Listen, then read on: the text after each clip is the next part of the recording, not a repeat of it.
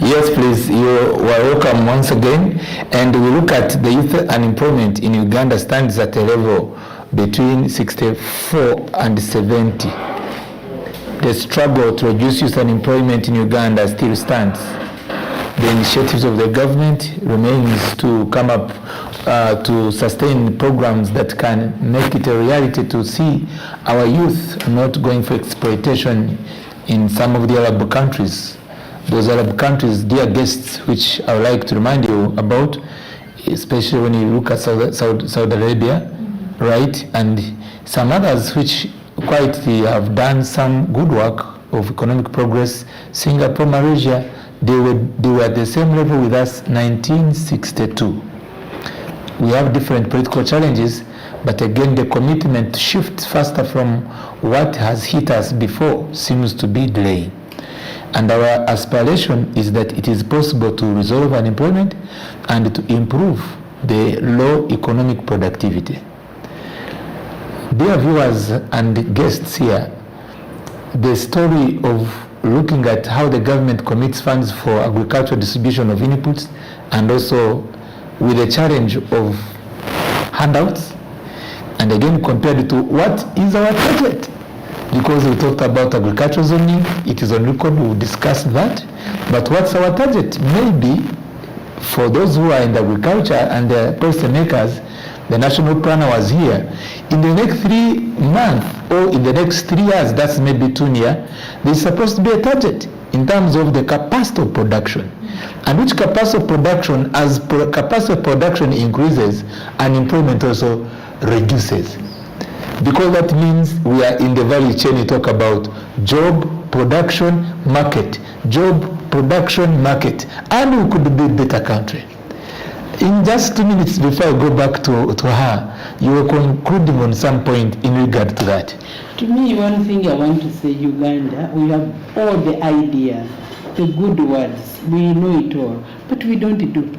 So if you don't go and produce, and what are you going to market? We are given a chance to sell pineapples in Kenya, we can't have it all.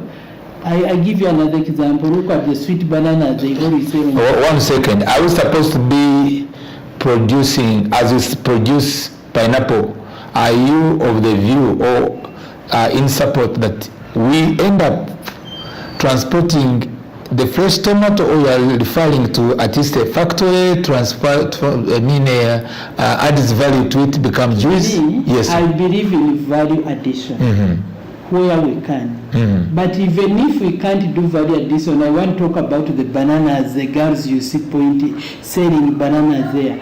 Where those bananas grows well, they would have organized even a park for fresh fruits. A plane would go and land and take and sell, money would come in.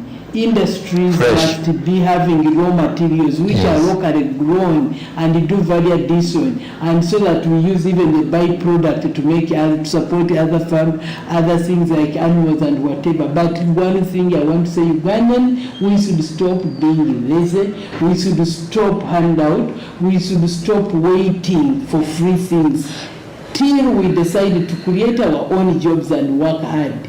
We shall remain the way we are.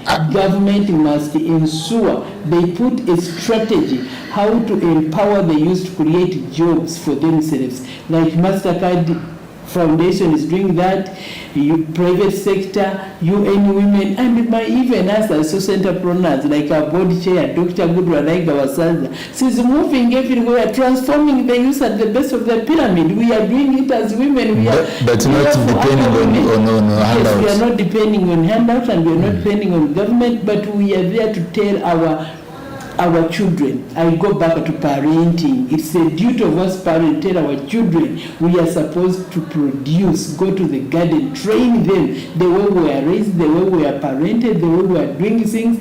That's why today I cannot lack to eat, because I know food is got from the soil. You have to I'll be coming back to you to tell us about the possibility of improving the rural farming and urban farming, because I'm seeing you having idea. And also the recommendation that you would give us in relation to agriculture accountability and transparency, especially programs. So please, let's have you, please. It's a pleasure to again hear from Mrs. Josephine Akia Rimbazi.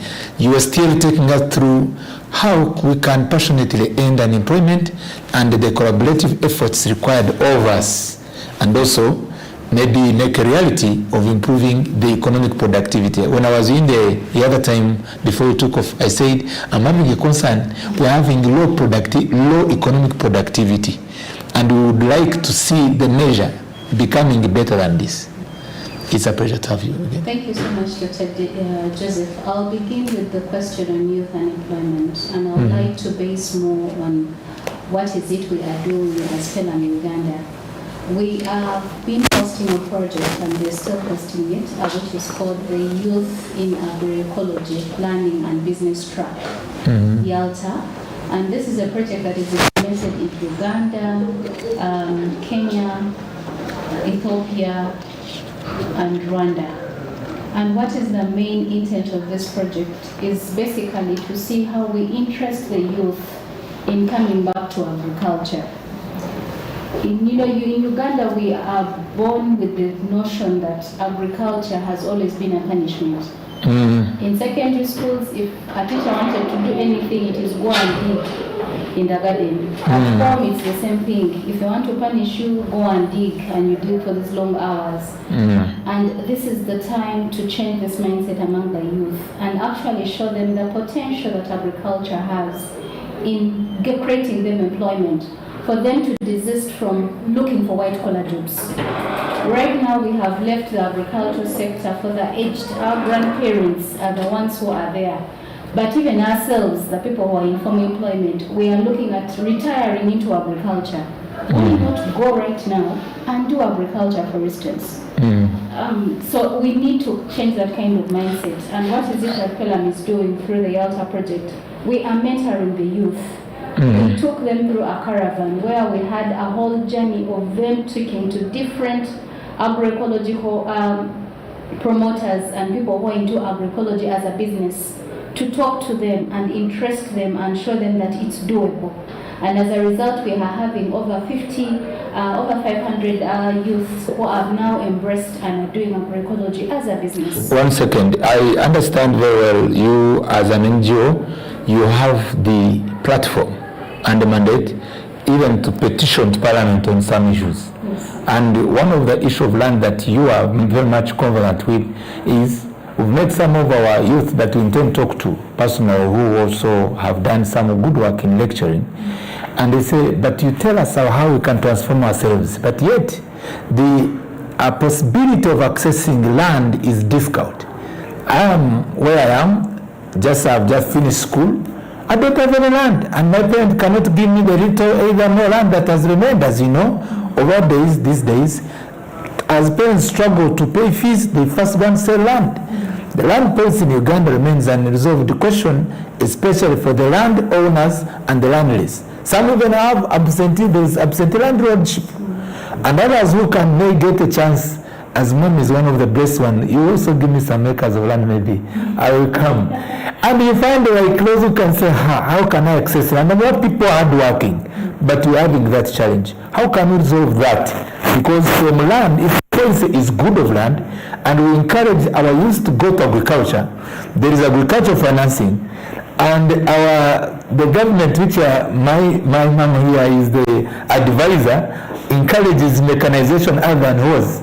Then that means we can have high economic productivity. Would you give us your input into that in just 2 minutes or 3? Thank you, and that's where I started talking about the land awareness week that we work on, but also our projects when it comes to issues of land rights. As PELAM Uganda, we've been able to work with the Ministry of Lands, Housing and Urban Development to secure certificates of customary land ownership in the areas of Nebi, in the areas of also Karamoja, where we know that the land there is customary owned. Last year we were in Mityana, here in the Central Region, still talking about the same issue on land. So the main issue that comes around when it comes to land is the lack of awareness on people on the land-related issues, in terms of the awareness of the policy on land, in terms of people even knowing that they have a right, for instance, to go into legal land transactions. But what has also happened, we also have youths who have come up and told us that we have been duped. We have gone into illegal transactions as a result of people coming in and maliciously selling land.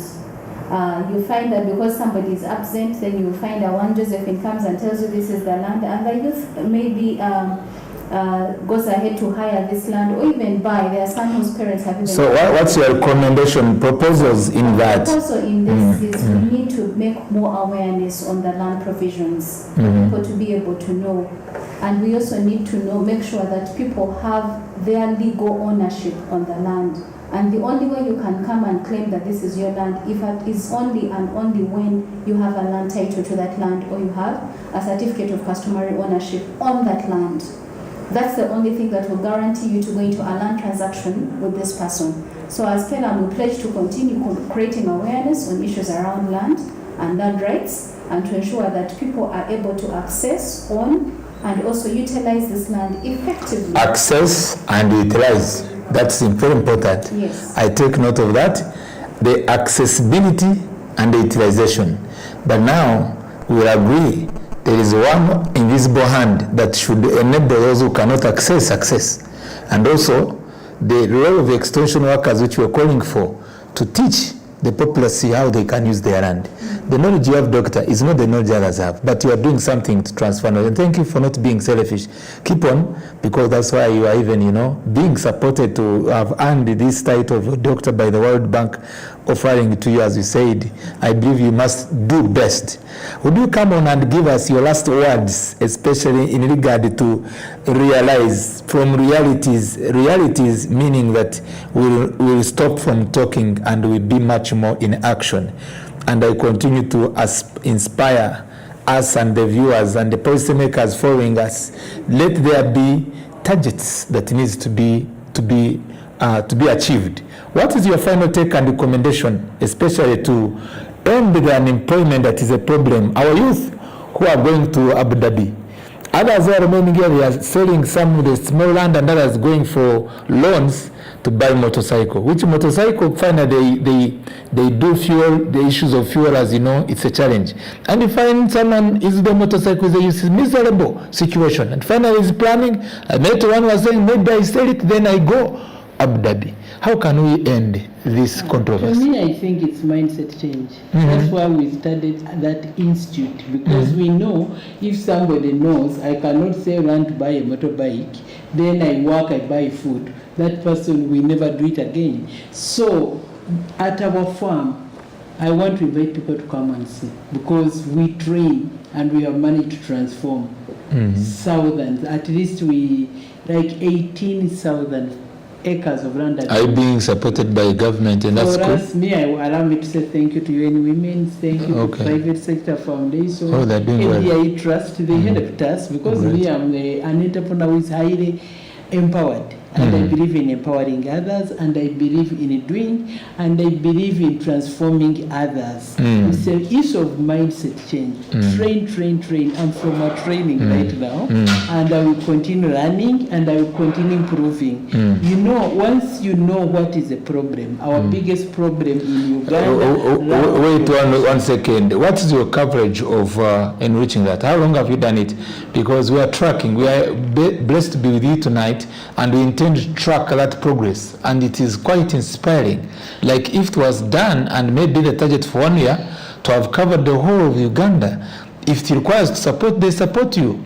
To me, I want to tell you, put on my video, you will see the thousands of people I'm working with in the garden, when we are training, when we are discussing, and when we are doing. We must learn to do. There is no way you can say you will do agriculture when you are in air conditioned room, when you are in offices. I would even tell the extension officers to go to the garden. People who are in offices must go and learn. And agriculture is for rich people, commercial farming. I'm proud to say in Noya district, we have the biggest number of tractors, and the areas commercial farm with 10,000 acre one farmer, but majority are foreign farmers. It's unfortunate. For us local investors, we are still small, struggling. Have you been supported supported by the government?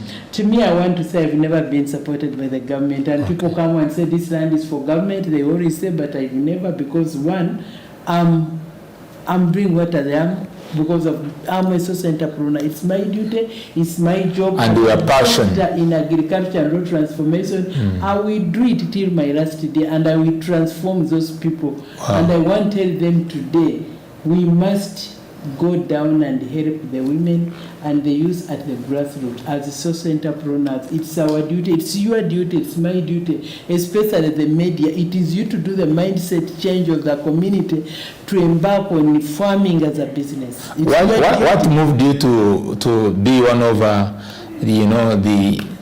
the promoters of this product? Cheers. Cheers, I'm the founder. And the founder for farming and agro-processing. How best can we achieve it at a wider coverage beyond you? To me, one thing I want to say, what I have done, and the trees, the fruits, the people I have empowered them, so I will leave a behind. Because those trees, those mangoes are not going to die. As I said, 1,000 acres of mangoes, 200 acres of citrus, 300 acres of guavas, and we are also planting medicinal trees. We have gardens where when somebody is sick, you go and pick the herbs and you pack and you treat and you boil. To me, what I believe in Uganda, we are supposed to be there for each other. Okay. Ugandans, let us wake up and support each other and work together and ensure that we come out of poverty. The last word, 1 minute, 30 seconds, last word. Thank you so much. If we are to go back to this topic of discussion, the realities of agriculture, how do we get to that in terms of us achieving the economic productivity and economic growth that we need from the agriculture sector? I'll recommend 3 major things. If you look at all the challenges that we're grappling with, the aspect of the appreciating and developing the entire value chain, aspects of value addition, climate change, resilience building, aspects of agricultural financing, lack of access to extension service provision, the total lack of awareness on the agriculture sector, which goes back to the change in attitude, because most people are the way they are because they are not informed. They don't even know where to get this information. And there's a lot of information that is out there in the public, that is out there in some of the things that we do. And I'll go back to what I know best, Pella in Uganda. We have a whole knowledge center on organic agriculture. Our knowledge, when you come back here, and by that time, we also want to partner with you, you give us business to do that awareness. Is that bad? But you also have to do your corporate social responsibility by giving me the platform to talk about this. And that's why I'm doing it now. The entrepreneurship that Doctor was talking about. So it's a catch-22. We are always available. Yes. We have all this information. Our website is also available. Okay. And we do this through media, through documentation, through small videos and infographics. Fine. Fine. Yes. Doctor, is the issue of the policy environment. Okay. Are we able to thrive within this? And I'm very grateful to the ministry for passing the national, and the government for passing the national organic agriculture policy. But of what use is a policy without a legislation?